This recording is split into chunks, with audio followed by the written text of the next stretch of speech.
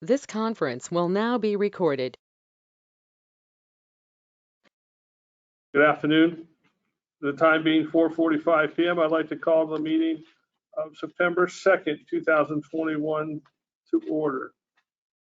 Before we get started, if you are joining us virtually, please mute your microphone during the meeting unless you want to speak. Otherwise, background noise will interfere with the meeting. First up, please stand for the Pledge of Allegiance. I pledge allegiance to the flag of the United States of America and to the republic for which it stands, one nation, under God, indivisible, with liberty and justice for all.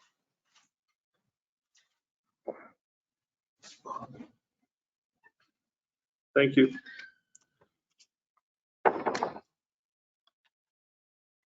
First up is to review and approve or approve the table minute, non-public minutes from August 19th. Mr. Chair, I think that in lieu of John not being here, that he was the one that asked to be tabled. I think we should wait for him to be here. Sure. I was just thinking the same thing. All right, we'll move on to review and approve the minutes of the non-public and the public session of August 26th. We'll give him a minute to settle in, but we'll go to the public minutes of August 26th.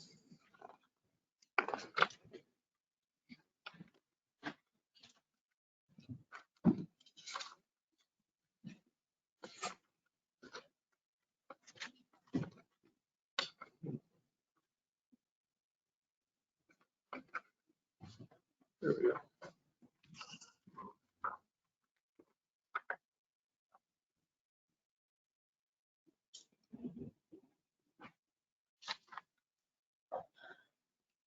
Under, Chair, Yes. under parking at Winnisquam Market, I believe that the selectmen added, hold on, this might be time for you to slap me on the side of the head here. When Mr. Wiseman asked for 2-hour parking limit in 2 spots along the ways, we also engaged in a discussion. Selectmen engaged in a discussion. Ideas were swapped. So I think that that should be written into the minutes. Yeah, let's say we did have a discussion, but did we decide on a date that he was coming back? I have it scheduled for October. I don't think we decided then. No, I wasn't sure, so. We did, but I have scheduled that for October 14th. It was quite a lengthy discussion. I think that it just looks like, okay, he came, Jeannie spoke to him, and then he left, and there was no engagement with the board, and that's the way it sounds in the paragraph. Okay, so I will put, there was a lengthy discussion with the board. Mm-hmm.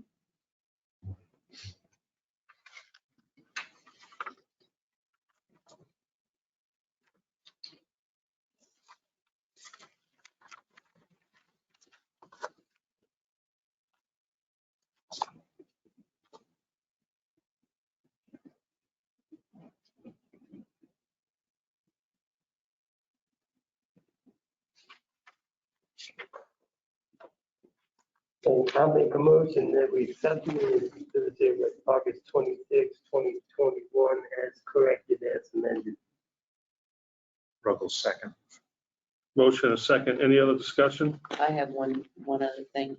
Under Selectman Constantino's report, even though it was interrupted by Joe speaking about the sign up now electronic signatures, I did report on meeting with the Selectmen on Tuesday. I was meeting with Northfield Selectmen on Tuesday and the Sampleton Selectmen on Wednesday. That should be noted in the minutes. It is. First one. First Where? line. Pat reminded the board to sign the MOU prior to her meetings with Northfield and Samberton on Tuesday and Wednesday. All right, slap me, thank you. You'll be all right. I'm sorry, I'm not able to see out of my left eye here right now. And then also, Pat reported the trees were growing out of the Civil War monument. Selectmen, that really,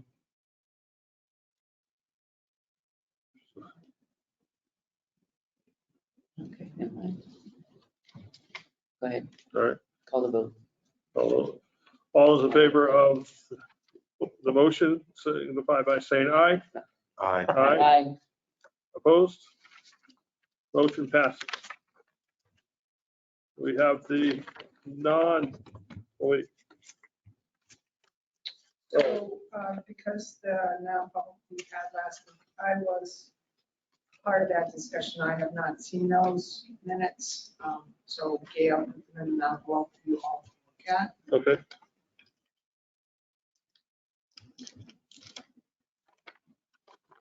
And the winner is? The winner is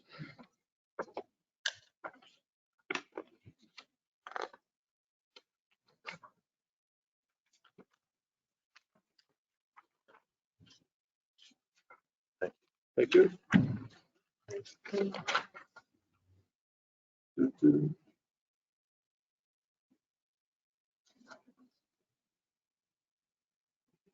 And I would say if there's any change that one of you could maybe write that down and then I'll hand it, or put it back in the envelope and I'll hand it all back to you. All right.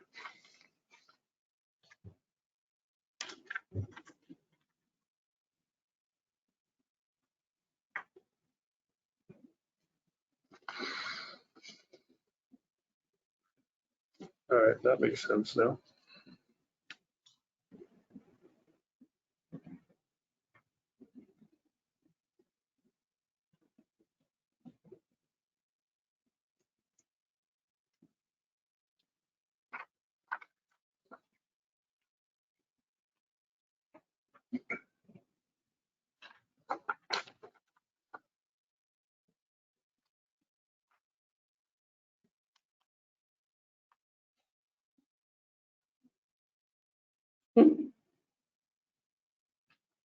It's funny, that top line on the second page, it just comes out of nowhere.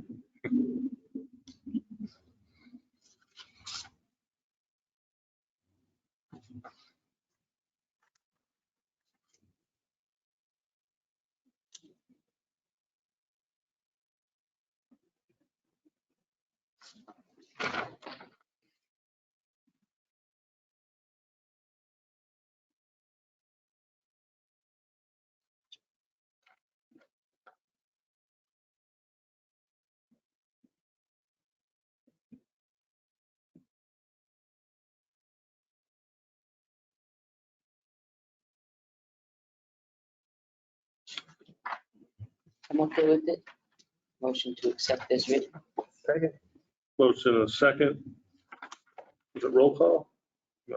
No. All those in favor say aye. Aye. Aye. Aye. Opposed? None. Motion passes. Thank you. Thank you.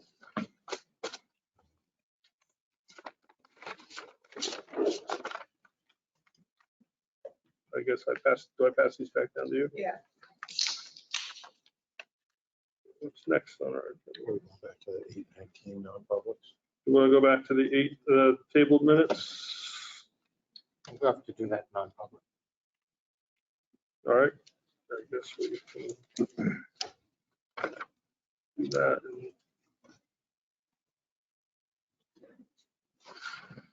Non-public.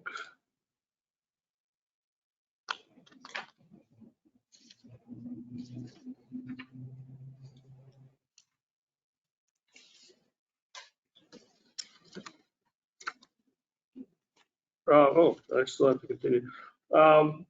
Selectmen's report. I'm up first. Just a reminder to my fellow board that next week we are meeting with the Conservation Committee about the mitigation plan for the proposed project along the river.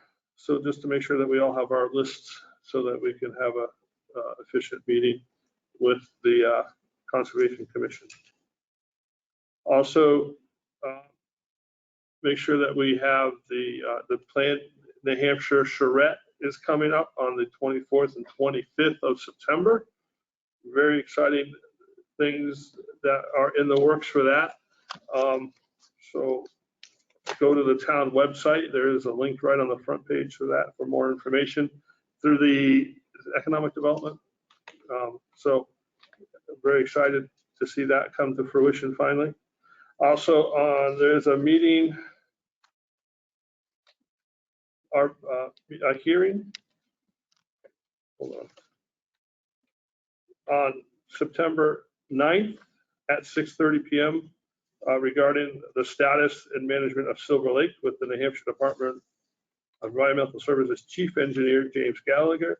That is at 6:30, and that meeting will be held at the community room at the Tilton Police Station.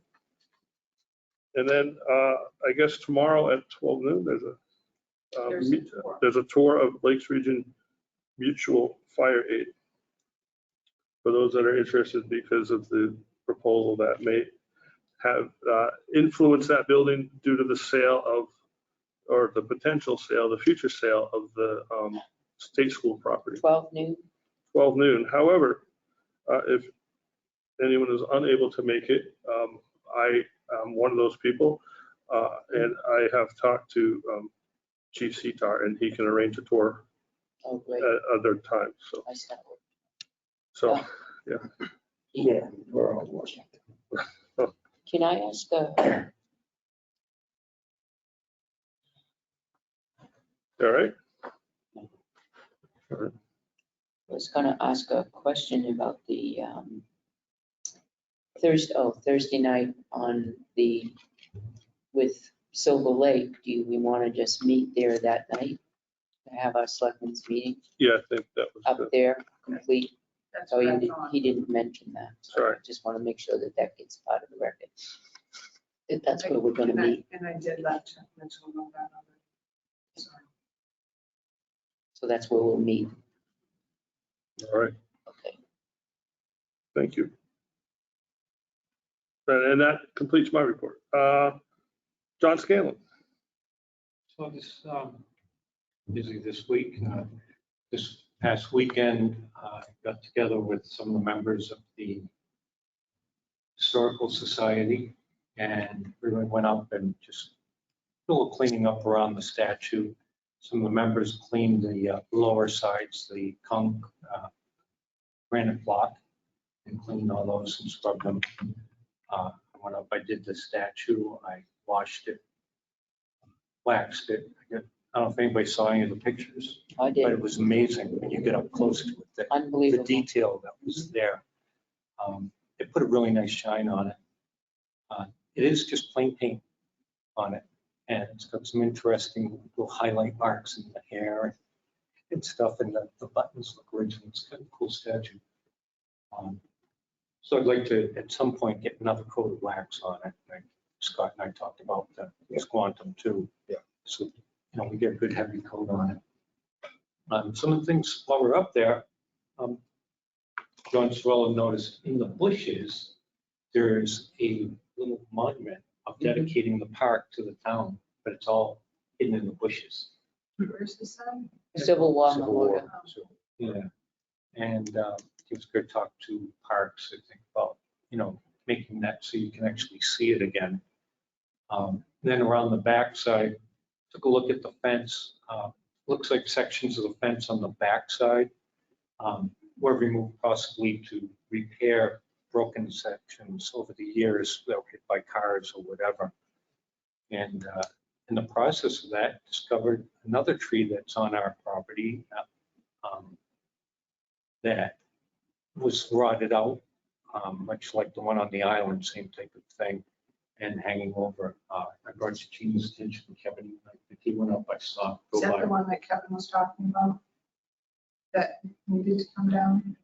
Or was that? I haven't talked to him at all. It was in the back triangle near the Yeah. house. Yeah, near that pink house there. Yeah, and Yes, that's, it's suburban. and I don't know, no, I didn't, don't have qualifications to look at. AJ Dupree didn't look at it, but to me, it looked pretty bad, and it's hanging over wires and the fence and everything.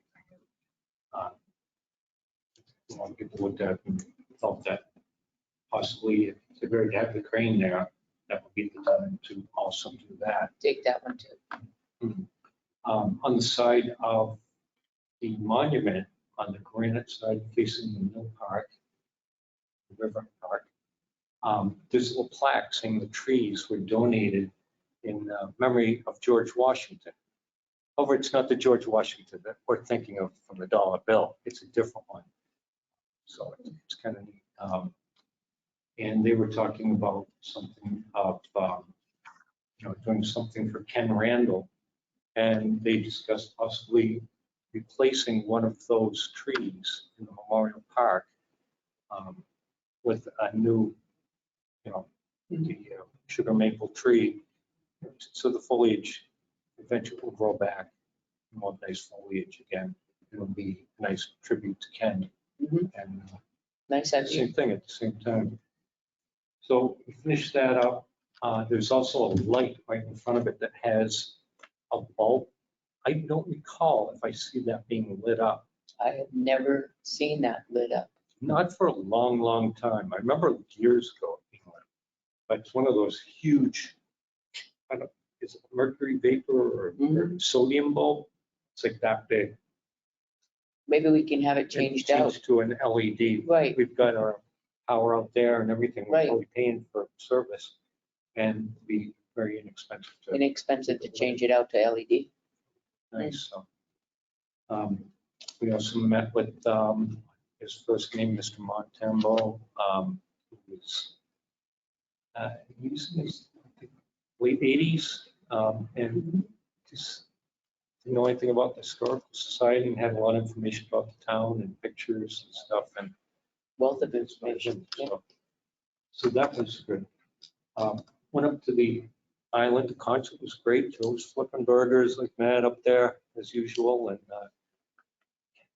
it wasn't the best turnout, but considering the weather, I think Joe might finish up on his, see what's going on up there and how that turned out. I did not get a chance to get back up. Kevin marked another tree on the island. 2 trees. 2 more trees. Okay, since I was there on Sunday, so I'll have to go and take a look at those and look at the notes Mr. Dupree had. That's about it. All right, thank you, John. Pat Constantino. Oh, you're getting blinded by the sun there. Thank you. First off, I neglected to tell you when I met with the Historical Society a few weeks ago that John Cirilio had said that Ron Dunlop of Stonehenge, if you remember, if anybody remembers, that he had done the pointing on the town hall years ago and also on this side of the town hall. He has offered to do the pointing, the necessary pointing in the planter out here with that statue over here. I did talk with Catherine Dawson because it means moving the perennials out of there in the front of the part of the planter. And so they'd have to coordinate that. The MOUs were signed for the transportation agreement, so we can now transport people to the music from Northfield and Sanditon, both. I'm very pleased about that. I want to thank Jeannie and Tim for their hard work in getting this together for us. It means a lot. It means a lot to the seniors, and it certainly means an awful lot to me to make this dream come true for our communities. Now we don't have to say no to them. So, and we had our first pickup last night. It was really great. So thank you, Jeannie and Tim. That's it. All right. Thank you, Pat. Scott Robles. So quick thanks, John Scanlon already mentioned about to John Scanlon, John Cirillo, and the members of the Historical Society for working on the Civil War Park. So I felt guilty I wasn't able to get there that day, but it was nice to see the pictures and see the work done, and I look forward to waxing with John again. Our 200 residents at the top of the hill are back. So just the Tilton School report. So we will have a bit more activity at the top of the hill and going across the street. Hopefully be able to see them come downtown a little bit more this year, obviously. And that's it. All right. Thank you, Scott. Joe Justman. The only thing I would say is we had the last concert this last week, and if you looked out your window, it sure did look like it was going to rain, but not. We had 160 people. We didn't do as well as we might have, but we did manage to return $1,000 to the concerts, pay for all the food and fixed costs and whatever. Yeah, and Titus was very appreciative of all the town's help. And I would like to thank John Scanlon for coming down and flipping some of them burgers himself. It was quite a spectacle. And that's it. Was the $1,000 over the course of the season or just for the, oh, okay. Well, see, the thing is that we got rained out 4 times. No, that's still great what you did. Yeah. So some of those fixed costs had to be covered out of the last concert, which was less attended than the others. So, but we did manage to get back $1,000 toward the concerts. Awesome. So we might want to mention that going forward, because next year is the 30th year, that we want to make it bigger and better and help Titus out. So Richard Roulette, myself, Jane, and a couple other people that sponsor the bands, that we will be knocking on some doors and getting sponsors, new sponsors, because some have passed away and some have with corporations have withdrawn for different reasons. And so we're going to try to start in the fall and get that going. So if people want to sponsor a band or help out or make a donation to that, they can. Awesome. I just had 2 things that I forgot. I did deliver the letter of apology on Tuesday to the Northfield Board of Selectmen. I did receive a thank you text from one member of the Board of Selectmen after. So, Jeannie, thank you for your help on that. And also, Mr. Justman, thank you. I went by the concert on Sunday, and the first time I went by the concert, I wasn't going to say it. I was like, oh, they put the cones up, but the guy from Andy and the Orphans parked behind the cones. And then I went by later on as I was coming back into town, and I couldn't find a parking spot, and there was no cars parked there. So thank you. And so you They were parked just there? unloading. So you put the cones and parked there. So Eric parked there. So Eric parked there. I was going to park there and go in, but I did not. But no, it was nice, and there was someone walking to the bathroom at the same time, so I was ecstatic. Thank you. That somebody was walking to the No, it wasn't that. I was that Okay. they didn't have to walk out in the traffic or anything Okay. like that. So, so thank you, Mr. Justman. Hey, whatever I can do. Well, it's, you know. I told you I'd fix it. I got it. It took 10 weeks. man. last day. Yeah, that's right. Better late than never, as they say. All right, moving right along here, we are cooking with fire. We are on the town administrator's report. Every week. No, I'm not saying nothing. Town administrator's report. Are you ready? I am ready. All right. So you all received my weekly update. First action item is a proposal.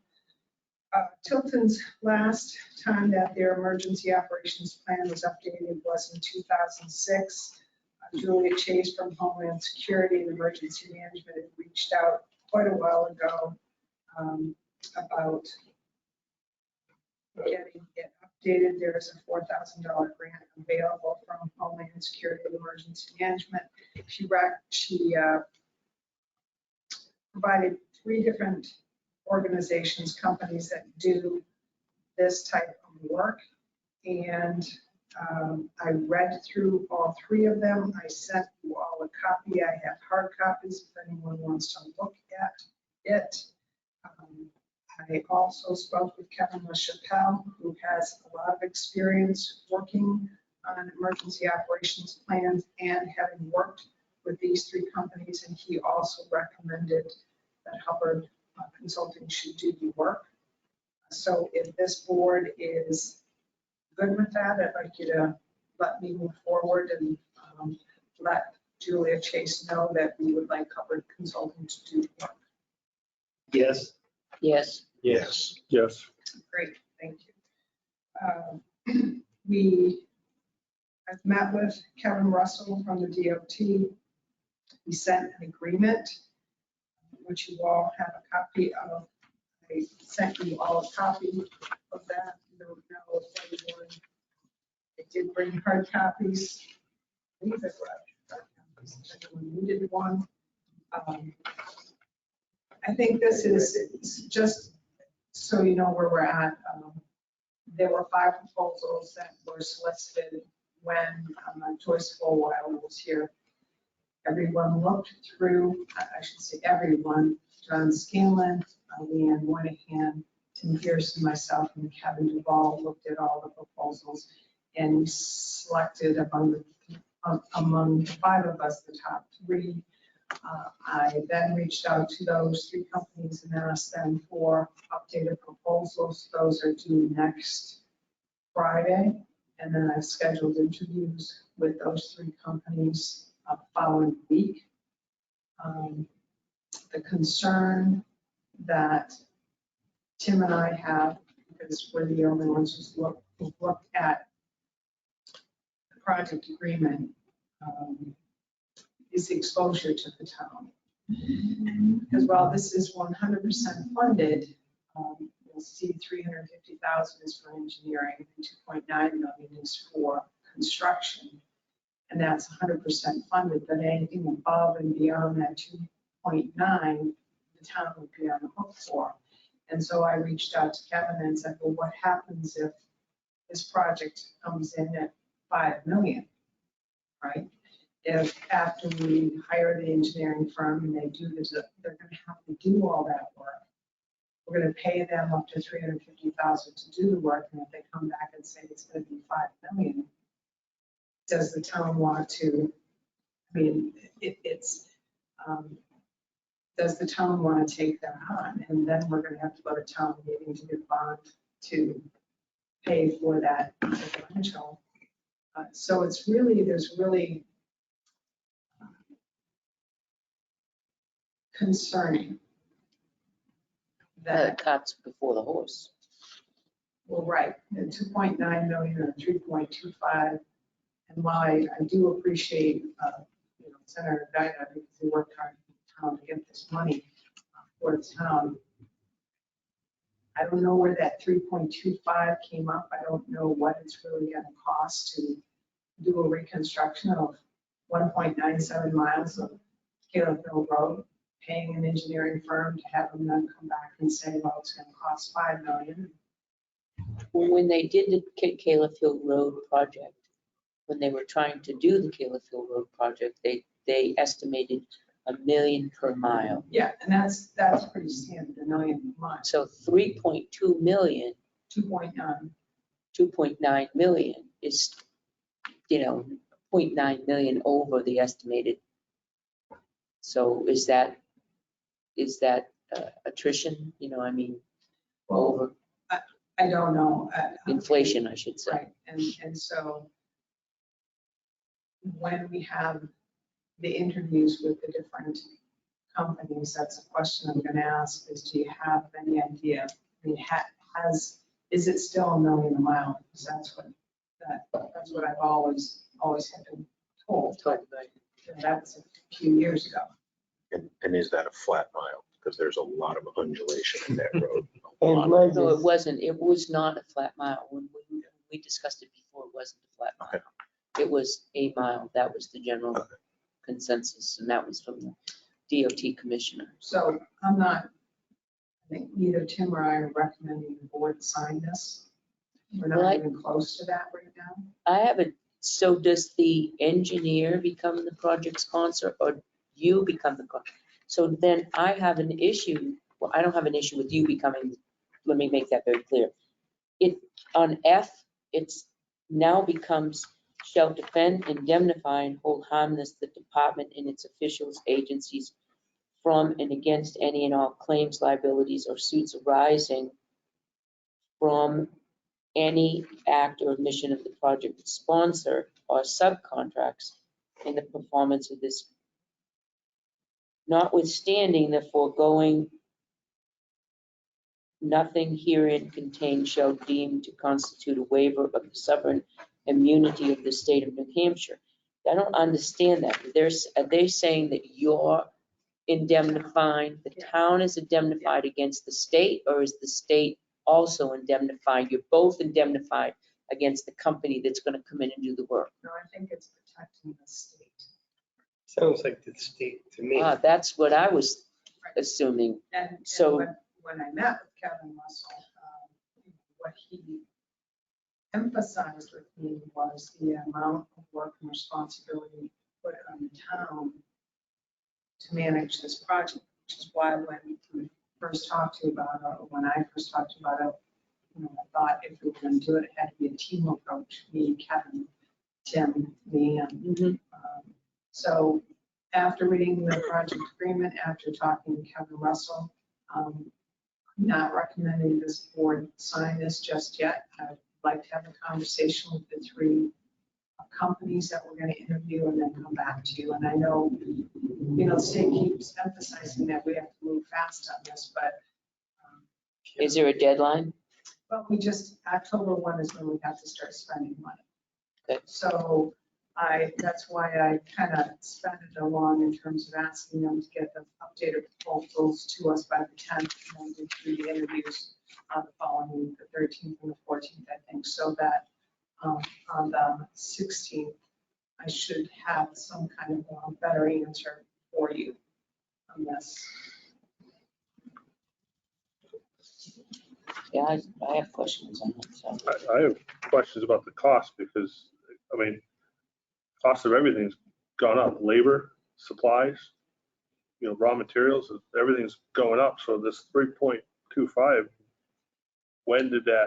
Right. Because I thought it's been that price for, this says And again, 2016. right. And again, remember that it's only 2.9 because we have Oh, 350 to spend on the engineering services. We only have 2.9. And I say only, and that can go fast. But what was the price in 2016? It wasn't 3.225, it was 2 point something. I think they had 2.9, I think. some inflationary adjustment. Right, I do, But it's to- lower than that, Erin. But to Eric's point. Yeah. Cost of materials. You're right, cost of I agree. construction, availability of materials and construction and labor. Well, under the previous scenario, we had to assume part of that money as well. It was an 80-20, yeah. Now Yes. we're not assuming any of the money, in theory. In theory. And we're not bonded anymore. We can't just borrow money on Right. this So project. It what would I- have to be town meeting. Right, so what I would be worried about is getting halfway through it, the first mile running out of money. Do you still have the plans for the 2016, where we, not the plans, but the, our RFP. RFP that we went to the engineers and we sent out to the engineers? So the information that we had from the state, I'm sure that it's there. I haven't seen it, but I'm sure it's there. I don't believe nothing has changed in terms of the road. The road is still the road, whether you need ditching or drainage or anything like that. That hasn't hasn't changed. So, but yes, I'm sure that it's not lost. It's there. The first thing that Gail was able to pull out from the 5 proposals. So. But all those companies got those plans and made their proposal based on that. So that's where we're at with Cable Hill for right now. Taste of the Trails is on October 28th at La Pièce from 5 to 8. Committee wanted to know if they can place signs on the island fence as well as the fence near the riverfront building. Yes. And we've given them permission for the last 10 years, so Which fence? the, Right along Route 3. Well, the new Route one 3. that got installed along the True Green. Oh, that, oh, okay. I was thinking the fence that they had on their dumpster. I'm like, that thing is like falling in. True green fence. The true, okay. You gotta come up with a better name. I like that name, but every time I say it, I can tell the story about her. So you see all my FYIs. I don't know if anyone has any questions. I'm not gonna go through it unless you have a question. A couple things I wanted to mention, and Eric had already mentioned about the Plan New Hampshire charrette participation. We really need the board's help in getting people to attend these listening sessions. Really, really need your help. When is the selectmen session? What's that? When is the selectmen session? Is Well, it there the are- 3 or the 6? There are 2 listening sessions and then there's the reveal on Saturday. So you only need to attend 1 listening session and the reveal on Saturday if you can. But if you can get people to attend, you really need townwide participation feedback because it's the downtown is the communities and we need to hear from the community. Well, I'll be at the 6 o'clock one on Friday and I can come on Saturday. Great. I will be at, there was something at 1:30 on Friday too. That's, I believe that's a listening session. Yeah, it's Oh, number well, 1 and there- number There's 2. also, No, there was so, yeah, there's something. also a meeting with the team. So this is tentatively how we have it planned. Alex Reagan agreed to let us use his trolley. So the team will meet at the EOC, they'll park there. The trolley will bring them into downtown all the way to Riverfront Park. They'll get off there. And then they'll walk down to along, downtown and look at everything until they get to Tilton Island. So it's park to park. Tilton Island, they'll look at that and then they'll turn around and come back here, come upstairs at 1:30 to do their kind of round table. And it's at that meeting that we'd like at least a couple community members, a couple of the business leaders, if you can think of anyone. Doesn't need to be like 10 people, but we do need people who are knowledgeable about downtown and the town of Tilton and can answer questions and provide feedback. So that will happen on Friday afternoon. And then they have the first listening session and that will happen at EOC. We'll go to the EOC for that at 3:30 and then there's another one at I think 6:30. that's this Friday or is that the No, 24th? 24th and 25th. I will be at that 1:30 session and the Okay. 3 o'clock listening session. And if I can call into the other one, I'll call in for Yeah. both the other 2. We'll have that virtual capability. Just change my schedule of work for that. So the other thing I wanted to ask you about was Marchtown Meeting election site. So you remember last year, we had this discussion about not having the elections at the high school because it seemed to be such a challenge. And we had at the time told the superintendent that we would try to find another location. So Catherine Dawson, Chuck Mitchell, and others went out, looked at, kind of scoped out other potential avenues. One of those was the Booton Center, but the problem was is they didn't have handicap accessibility. They have since created a handicap ramp. And we reached out to them to see if they are still interested in letting us host a March election there. So before I went back to Chuck Mitchell, who's the moderator, as it is the selectmen's decision, wanted to find out if you want me, if that's still of interest, or do you just still want to go back to the high school for? Me personally, I'd much rather have it somewhere else. Somewhere else versus the Booton Center, or somewhere else? No, versus- somewhere else versus the high school. The Booton Center, I think, would work, not so much for town meeting. No, town meeting would still be at in the cafeteria like it always has. It always seems to be a problem for the election. Booton? That whole gymnasium thing is problematic. But I don't have too much of a problem at the Booton Center. My only concern is, I haven't seen the ramp, number one, but my only concern is that the parking lot itself is on an incline, and if we have our senior members of the town get out, they're walking up in an incline. And if you're in the winter, and if it snows and it's nasty out, that's gonna be problematic. It would be in March. I know, but we've had snowy And blizzards. blizzards in March. I've stood out there campaigning in blizzards, and so has. Done two. So, Right. So again, if you remember, this was all started because there was Mhm. feeling that, What- there's a feeling that, or that we had told the superintendent that we would find another place. So, and that's what that committee, if you will, Catherine Dawson, Cindy was part of that, Chuck Mitchell was part of that, and that was what they came up. So I just want to know what you want me to do. Do you want me to go back to Chuck Mitchell and say, hey, it's now handicap accessible, and do you still want to do it there, or are we gonna I'd go say, back? let's take a look at it. Take a look. Yeah. See if it's still feasible. But my question is, my understanding is that the 200-foot line is a local thing, if you will. And if the 200-foot line is going to be enforced at the Booton Center, whoever is campaigning is going to be out on Chestnut Street versus the Booton Center.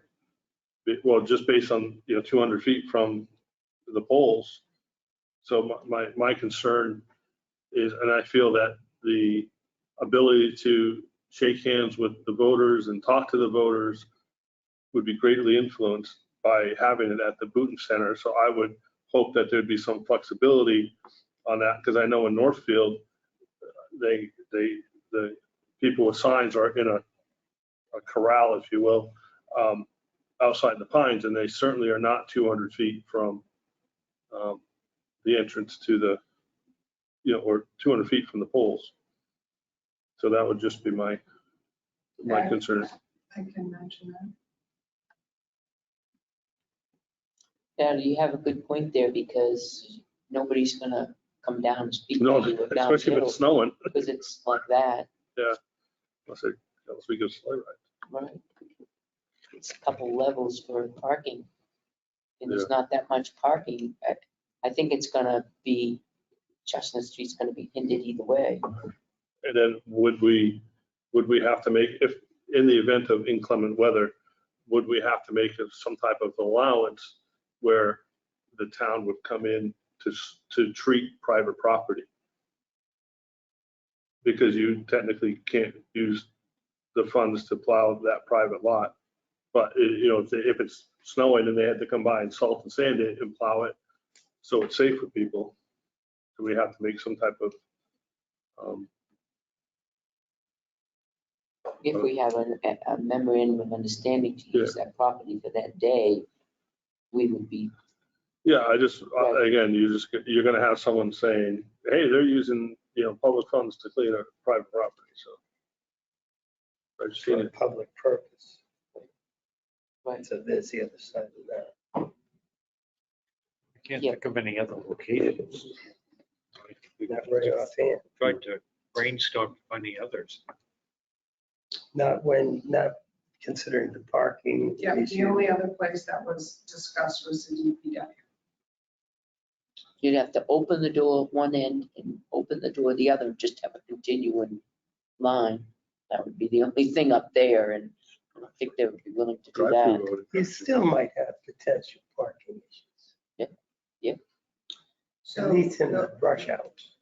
the couple of things, if we do use the Blues Center, they just obviously want an insurance certificate, which is not a big deal. And they would appreciate a contribution that would go towards the use of the heat for the event. So I will talk to Chuck Mitchell about whether they want to pursue that or if they want to look at that. Taking tomorrow and Tuesday off, but always available if you need me, but I wanted to let you know. And that's it, unless anyone has any questions for me. I noticed something before I bring it up. But if anybody's been out here and seen this telephone pole over here, it's been hit quite a few times, Mhm. scraped and leaning. The thing that holds it up is a cable. Mhm. If you see where that cable's attached, Yeah. it's attached to our bricks in our building. Yeah. So our building over here, the bricks in the back are holding up the telephone pole. I have concerns with that, with the age of the bricks and the pole leaning and, the vibration when they hit it all the time. I think that they should remove the cable from our buildings supporting that telephone pole. Or at least look into who's responsible for the damage to our building by their pole. If the pole is being held up by a cable, they need to replace the pole. Well, just about all poles, if they have, because there's quite a few heavy lines that go from the pole directly across the street to the strip to feed the downtown Mhm. strip. And all those lines cause the pole to lean over. The only thing to keep it from leaning over is a cable that's attached to our building. That's been there a long time. Yeah. Oh, yeah. Wonder if it's actually attached to a support. Well, I I think we can tell can you, just we go to should- public, you need to find out who owns the pole, and it's the first number on the pole. Is it New England Telephone, or which would be Fairpoint? I mean, typically they, Consolidated or Eversource, and then go to whichever company it is, let them come out, look at it, and they'll determine whether to replace the pole. If they replace the pole, it'll be fine. well, not necessarily, because you still have to have that cable. I think that the cable should be set in as they do with other poles, as they drive a thing into the ground, it comes down there. The guy wire, As opposed to attaching to our bricks on our building. Historical building that shouldn't be used to. I don't know if you've ever seen bricks. somebody years ago gave them permission to do that. So, Must be, but we can rescind that, I think. It is our building. Well, you can let them know that we're concerned about damages to our building, and would they be covering that? Well, first thing, get them to come and look at the pole. And the guy wire. Yeah, oh, yeah, the whole thing. well, when they look at the pole, they have to assess a pole up, a pole down, and what it's attached to. That's I their know if it assessment. was my home and they were holding up a telephone pole by the wall in my home, Mhm. I Like told it. them I'd be out there with some cutters. Rent it. Exorbitant rent work. No, I don't know how that works. Could you? Yeah. Yeah, take a look when you go out there. I didn't look closely at the attachment. And actually after the meeting, might look at the backside and see if there's any.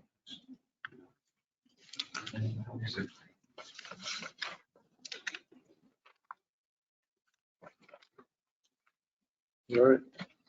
Anything else, Jeannie? That All right.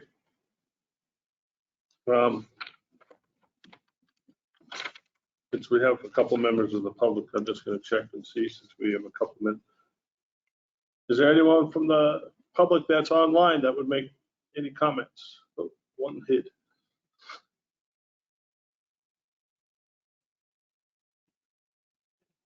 No.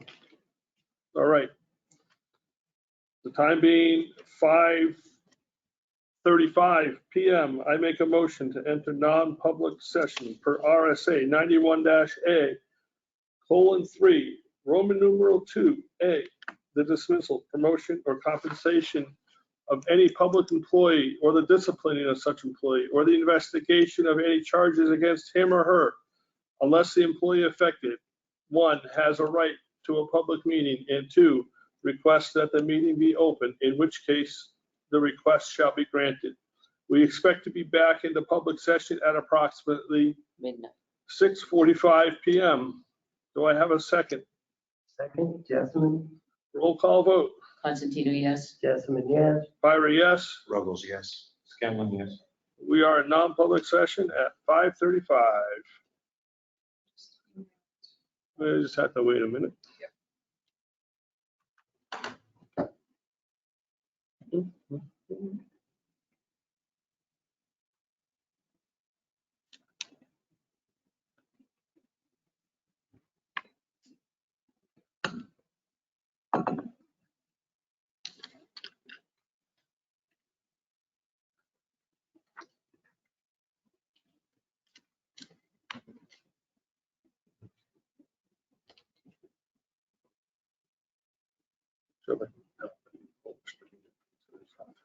A big long stick. I just texted you, we're ready to go down. Thanks, Ben. Rings a bell in his office downstairs.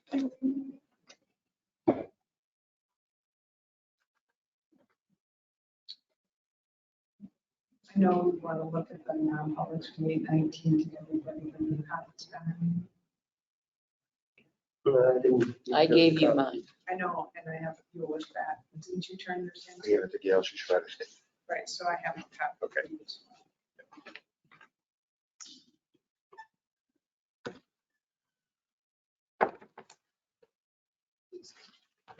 You read.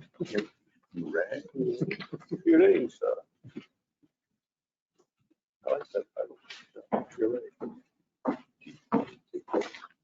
This conference will now be recorded. We're all set. All right, make a motion to seal the minutes of the non-public minutes of September 2nd, 2021, because of reasons justifying the need for the non-public session still remain. Second, There's a motion and a second. Is it roll call? Or No. all those in favor say aye. Aye. Aye. Opposed? None? Motion carries. The time being 7:41. Mr. Justman, motion to adjourn. Second. motion second. All those in favor say aye. Aye.